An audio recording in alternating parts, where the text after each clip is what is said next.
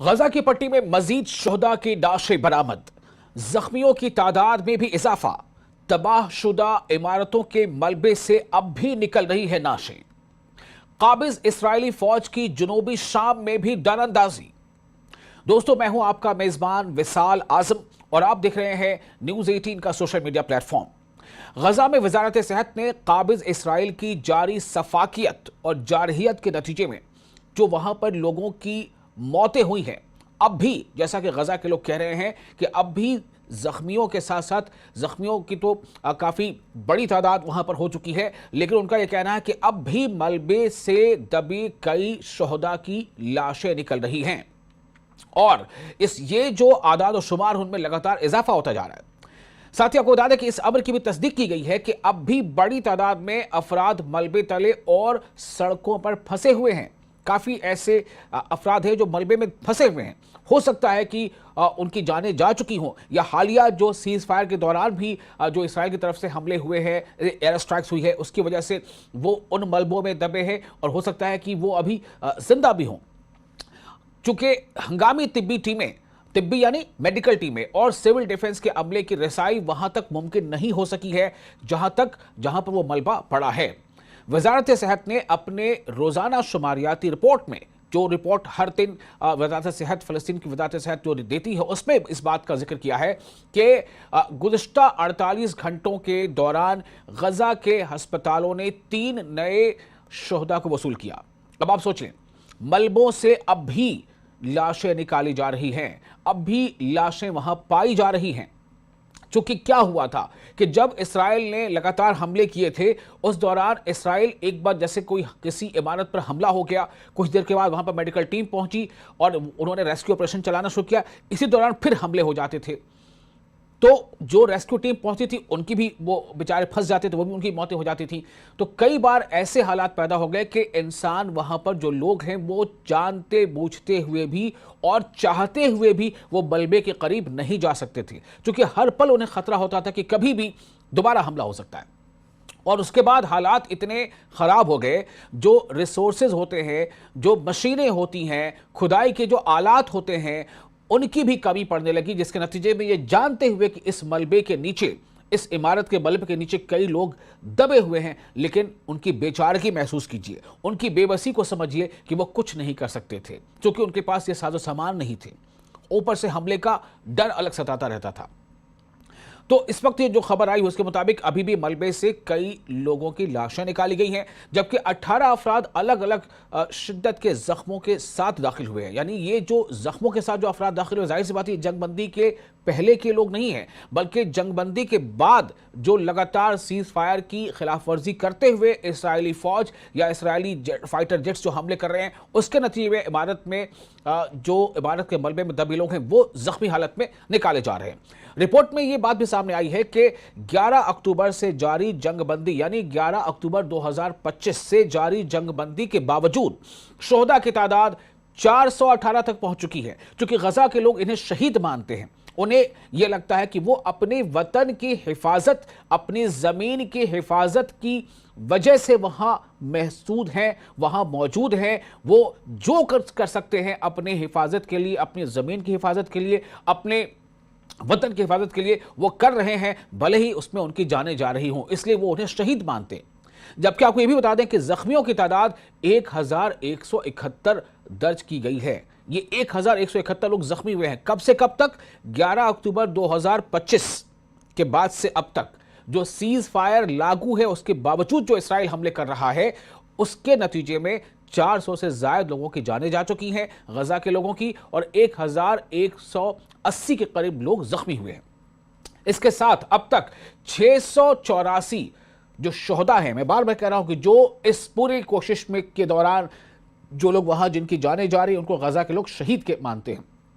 तो जैसे कहते हैं ना, कोई फ्रीडम फाइटर होता है, अपनी ज़मीन, अपने मुल्क की आज़ादी के लिए जो लड़ाई लड़ता है, या जो अपनी मुल्क की लड़ाई के लिए जो जद्दोजहद करता है, आज़ादी के लिए जद्दोजहद करता है, उसे फ्रीडम फाइटर कहते हैं, तो शोहदा शहीद कहते हैं। तो 684 शोहदा को मलबे तले या मुख्तलिफ इलाकों से निकाला जा चुका है।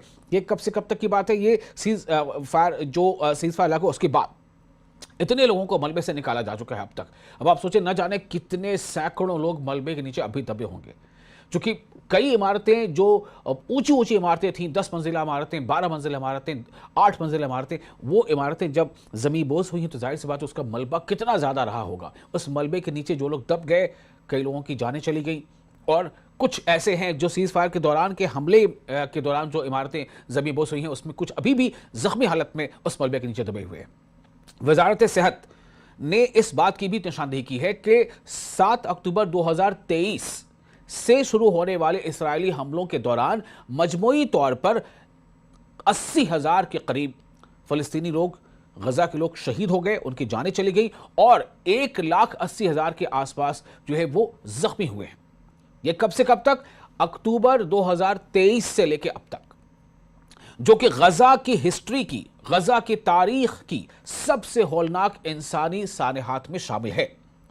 वजारत सेहत ने कहा है कि 26 दिसंबर 2025 से 2 जनवरी 2026 तक नए आदाद और शुमार की तस्दीक और इसमें मारे जाने वाले लोगों की कमेटी से मंजूरी के बाद 110 मजीद लोगों की जाने को, जो शहीद हुए हैं, उन्हें मजमूई आदाद में शामिल किया गया है।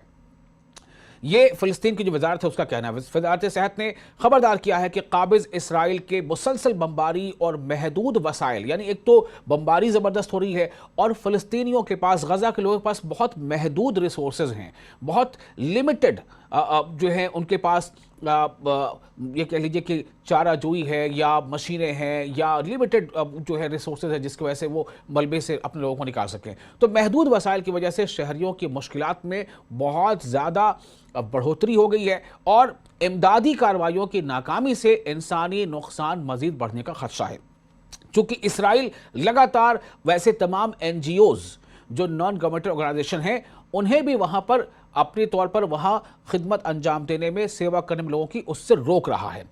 इसराइल रफा क्रॉसिंग में ट्रकों को रोक रहा है, गजा के अंदर दाखिल नहीं होने दिया जा रहा है जितनी दाखिल होनी चाहिए। जिन ट्रकों में गजा के लोगों के लिए खाने पीने के सामान हैं, कंबल हैं, दवाइयाँ हैं, टेंट हैं, ऐसी चीज़ों से वो सामान लदे पड़े हैं। दुनिया के अलग मुल्कों से वहाँ पर सामान पहुँच रहे हैं, लेकिन इसराइल उन्हें उस तादाद में जाने नहीं दे रहा है गजा के अंदर जितनी तादाद में जाने की बात तय हुई थी सीज फायर के मुआहिदे में।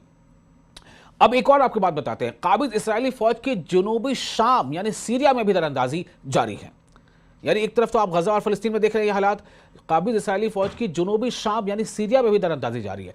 काबिज इसराइली फौज ने हफ्ते के रोज जनूबी शाम के इलाके अल कनीतरा के देही इलाके में बलदा बेर अजम के दाखिली रास्ते से बलदा बरिका की समत दरअंदाजी की। बलदा मतलब शहर या शहरी इलाका, जिसको हम कहते हैं म्यूनिसिपल कॉर्पोरेशन का एरिया। शामी बहुत सारी ऐसी एजेंसियां हैं वहां पर सीरिया की, उनके मुताबिक जो खबरें आ रही हैं उसके मुताबिक इसराइली फौज की एक यूनिट जिसमें 8 फौजी गाड़ियां, जिनमें 4 हाईलक्स गाड़ियां और 4 हमर गाड़ी शामिल थी, वो भी अलसुबह जनूबी अल कनीतरा के देही इलाके में वाक़ बलदा बरीका में दाखिल हुई।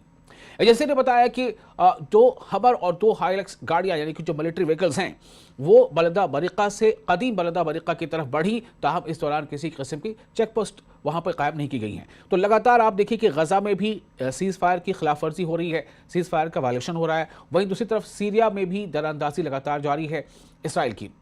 इससे एक रोज़ कबल का भी वाक़या है जब काबिज इसराइली फ़ौज की एक यूनिट जिसमें 2 हाईलक्स गाड़ियाँ शामिल थी अल अदनानिया के मकाम से बलदा अल अज़ाम की जानिब बढ़ी। बादिज़ा अल कनीतरा के शुमाली दही इलाके में वाक़े बलदा रुहैफना के समत पेशकदमी की और कुछ ही देर बाद वापस लौट गई।